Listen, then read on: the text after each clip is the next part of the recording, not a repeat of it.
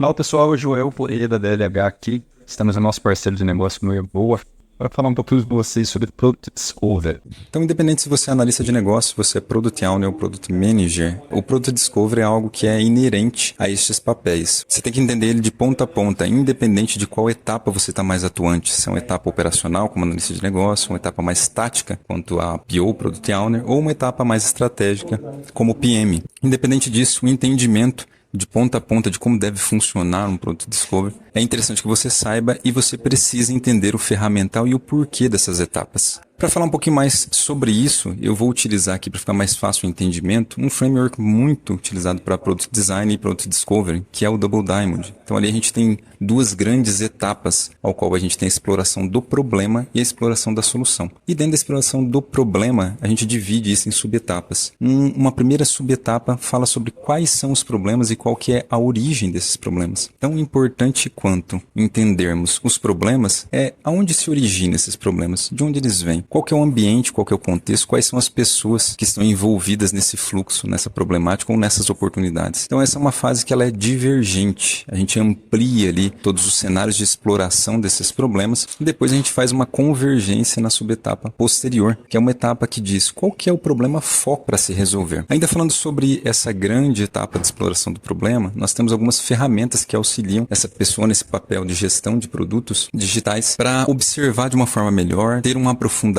pegar detalhes a esse respeito. Algumas ferramentas aqui que talvez você já ouviu falar, já até utilizou e às vezes não sabia o nome ou o momento correto para isso, é Brainstorm, Matriz CSD, um dia na prática, mapeamento ali da jornada do usuário. Tudo isso serve também, webinários e workshops, tudo isso serve para você entender no detalhe o que está acontecendo, qual que é o contexto, qual que é o ambiente. Então você faz um mapeamento ali das atividades dentro daquele fluxo que você está fazendo esse Product Discovery para você ter esse aprofundamento nos problemas. Utilizando, por exemplo, matriz CSD, que é certeza, suposições e dúvidas, você faz uma separação em 3 colunas. Eu vou deixar um exemplo aqui também para vocês. A separação em 3 colunas, ao qual você tem um termômetro para ver se o escopo do problema já está maduro o suficiente para você ir para a próxima etapa. Então isso é de extrema importância para um gestor de produtos, independente se é um infoproduto, se é um produto físico, é um serviço, enfim, isso é indiferente nesse momento. Esse framework dá todas as possibilidades de entendimento das problemáticas e oportunidades. Então você tem ali as atividades que são feitas dentro daquele cenário de problema e você começa a separar o que é uma certeza aqui dentro desse cenário, o que é uma suposição, ou seja, o que eu acho que poderia acontecer ou que está acontecendo e ninguém soube me responder, me dar uma certeza a respeito disso, e o que é uma dúvida, ou seja, eu ainda não perguntei para as pessoas envolvidas, para os stakeholders, então está ali no âmbito de dúvida e eu preciso sanar essa dúvida. Por que isso te dá um termômetro do escopo, se está maduro o suficiente? Quando você tem mais certezas, menos suposições e poucas dúvidas, quer dizer que você já tem uma grande assertividade, que você entendeu de uma forma bem profunda aquela problemática ou as oportunidades relacionadas àquele ambiente, àquele contexto, nas entrevistas que você fez, no brainstorm que você fez ali junto com o pessoal, junto com os envolvidos ali. E quando eu falo aqui em entrevistas, em brainstorm, pode ser de diversas formas. Juntar o pessoal num local para conversar mesmo com eles. Entrevista por meio de formulários. O brainstorm, lembrando que a gente fala aqui de um não julgamento. Eu quero entender quais são as ideias e o que o pessoal tem em mente a respeito daquilo. Observação, um dia na prática, que fala sobre a observação das atividades dessas pessoas no ambiente ao qual está inserido. Então, se eu estou analisando uma problemática ligada, por exemplo, à logística, eu vou lá e vou ver a descarga de um caminhão, vou ver onde que ele aloca as peças, as mercadorias que ele está recebendo. O que está acontecendo etapa a etapa? Qual que é a frequência que isso acontece? De que forma que isso acontece? Quais são as ferramentas que esse usuário final, que esse cliente do meu Discovery utiliza para fazer aquela operação dar certo? Isso nós estamos falando de descoberta, de entendimento, de aprofundamento de problemas. E você separa isso dentro da matriz CSD, por exemplo. Quando nós falamos num dia na prática, é até você pegar no lugar da pessoa e fazer aquilo mesmo, né? Então, você está descarregando um caminhão, deixa eu entender como que é isso, descarregar um caminhão. Até falando aqui de uma analogia que teve um grande efeito. Existiam motoristas de caminhão e veículos maiores que não se importavam muito com ciclistas, por exemplo. E qual foi uma forma de engajar o pessoal a manter a distância correta, a não prejudicar os ciclistas? Eles fizeram uma experiência bem interessante, que foi colocar o motorista ali numa bicicleta ergométrica num cantinho de uma rua e um outro motorista passando bem perto ali desse motorista na bicicleta. Então ele tinha a sensação de medo que um ciclista sentia quando ele estava passando. Então ele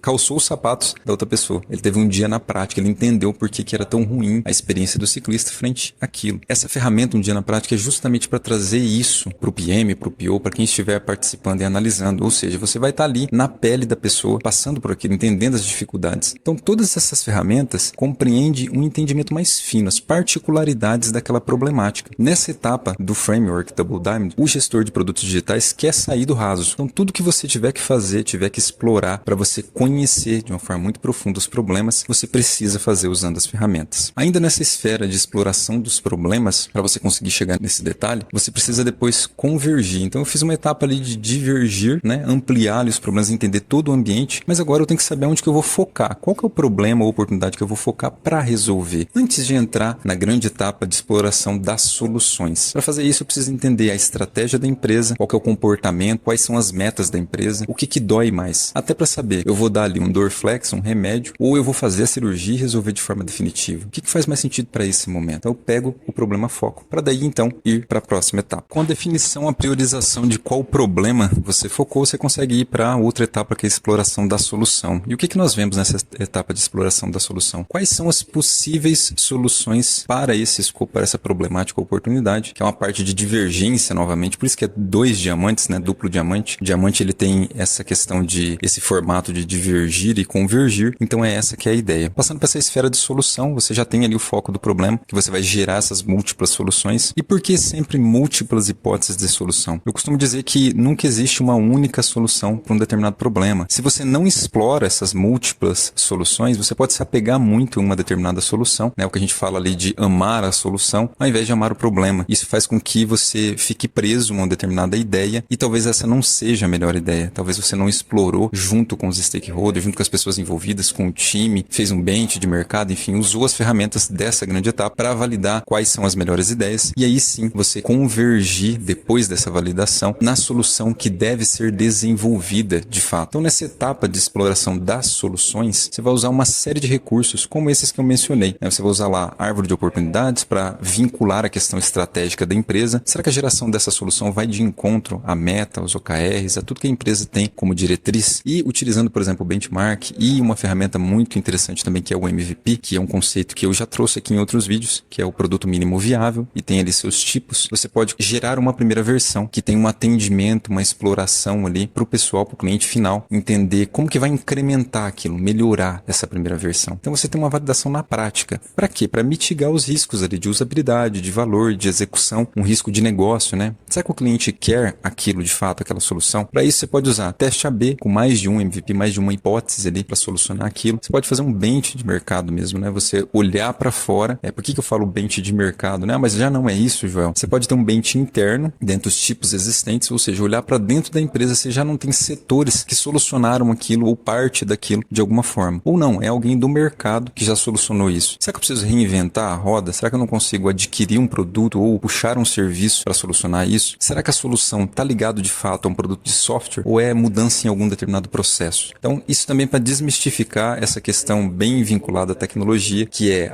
se é tecnologia, eu tenho que gerar um software para solucionar aquilo. Muitas vezes não é, pessoal. Tem muita coisa que você muda algo no processo e otimiza muito aquilo, retira gargalos, ou que você consome um determinado serviço, ou muda um maquinário e tudo aquilo se transforma. A dor do cliente baixa muito e talvez o software seja até desnecessário nesse aspecto. Independente disso, esse ferramental vai deixar isso tudo mais claro. Então, fazer um bench, como que o pessoal resolveu isso? É aderente para a empresa que eu estou inserido, para o negócio que eu estou solucionando? É usável? Então, as pessoas conseguem utilizar, o cliente final consegue utilizar de uma forma intuitiva? Como é que você vai validar isso? Tem que ser por meio de protótipos, tem que ser por meio de um teste AB, né? Então, esse assunto é muito amplo, mas estou dando aqui um patamar geral para vocês de como que é o comportamento desse processo de Product Discovery frente à utilização de um framework como o Double Diamond. E eu vou mostrar também para vocês, agora eu vou mudar um pouquinho aqui o cenário, cenário para mostrar a figura do Double Diamond ali. Vou mostrar para vocês no flip chart como que é essas etapas para que isso fixe bastante na sua cabeça, entendendo que no final a nossa ideia é entregar valor e impulsionar o negócio. Então vamos lá para o flip chart. Então, para fixar, vamos aqui para o flip chart. Vou mostrar para vocês essas etapas e o uso desse ferramental. Então, como eu mencionei, a gente tem aqui o Double Diamond, que basicamente são 2 diamantes, né? Então, é por isso o nome Double Diamond. Então, nós temos um espaço de exploração do problema no Double Diamond, né? Esse primeiro espaço aqui é o primeiro diamante, ao qual eu tenho